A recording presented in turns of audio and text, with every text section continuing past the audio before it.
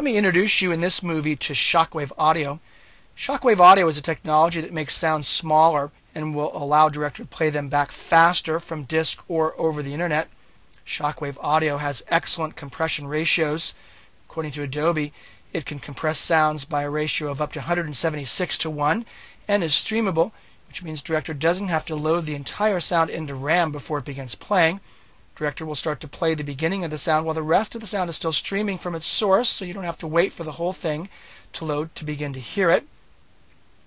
Shockwave audio compression and streaming features provide fast playback of high-quality audio, even for users with relatively slow modem connections to the internet. Now, Shockwave audio can compress any internal sound in a movie. Although internal sounds are not streamed, compressing them with Shockwave audio dramatically increases the size of the sound data in the movie, shortens the download time from the internet, and saves quite a bit of disk space. You'll use Shockwave audio settings to specify compression settings for internal sound cast members. Do this from the File, Publish Settings menu, and then here in the Publish Settings dialog there's a Shockwave tab right here in the middle. Notice that there's image compression for your graphics, but also an audio compression setting. Here is where you'll set your Shockwave audio settings. Make sure that compression enabled is checked. Once it is, notice that there is a setting here for the rate of compression, ranging from 16 kilobits per second all the way up to 160 kilobits per second.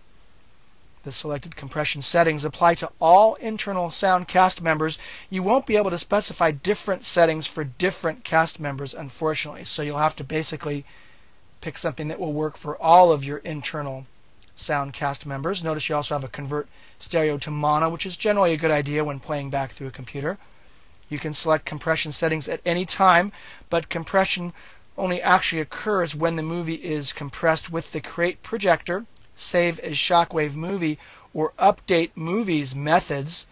When you create a projector, director compresses sounds only if the compressed option is turned on right here in the projector options dialog box.